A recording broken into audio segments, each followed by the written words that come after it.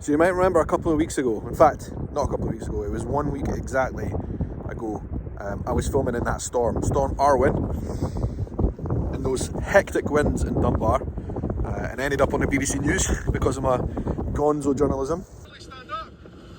Sean, a storm chaser, filmed treacherous conditions near Edinburgh for social media. Jesus, that was a wave came over.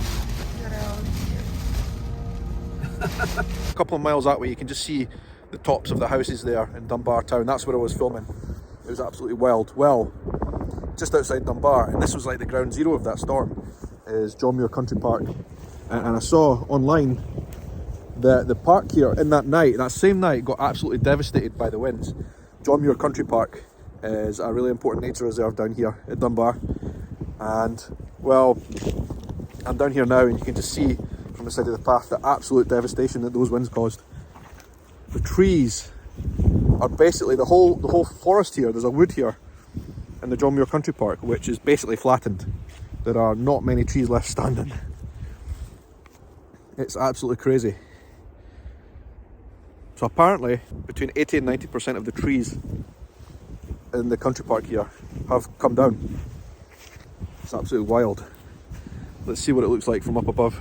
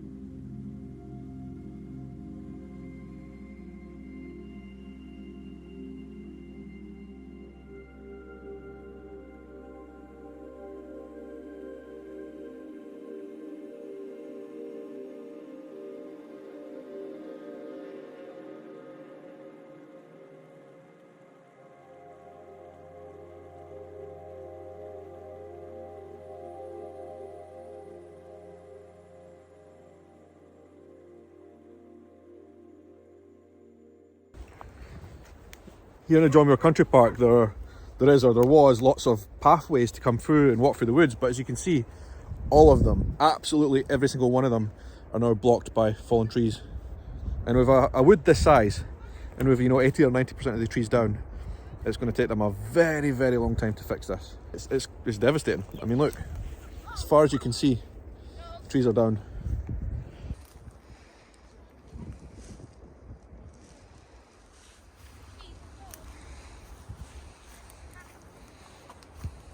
I mean, these trees here, they are quite shallow rooted. You can see they're behind me. That's how they've all just come down. They're basically on top of sand dunes here. But nonetheless, these trees have been here for a long time. They're all very mature.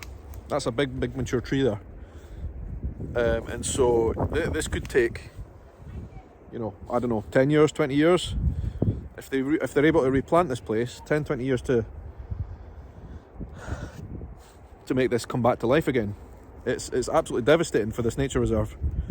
But I know that they are going to be working on it. It's just going to take them a very long time. It's going to take them a very long time to attempt to clear these trees as well.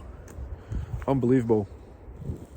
I wanted to come down here today to give you an update on the storm situation because it was pretty bad. As you would have seen from my video, it was bad. But, even worse than that is the fact that a couple of people have died during that storm.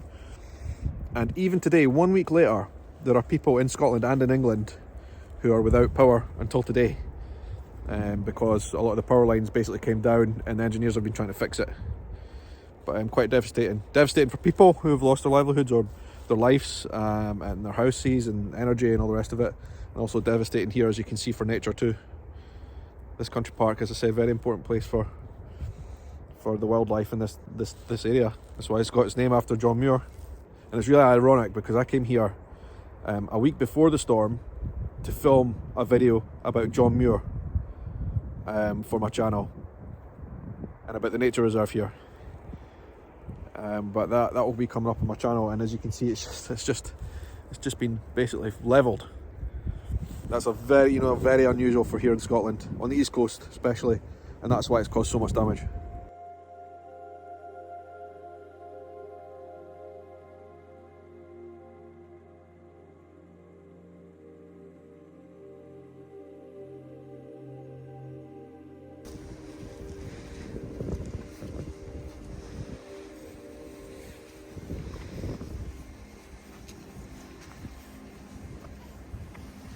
Good to see though that some of the trees did survive that night, like this one right here. It lived to tell the tale. Still standing. So if they are ever to replant this forest, take away all the dead trees that have fallen, maybe there's a story to be told in some of these trees that were able to stay resilient throughout that horrific night.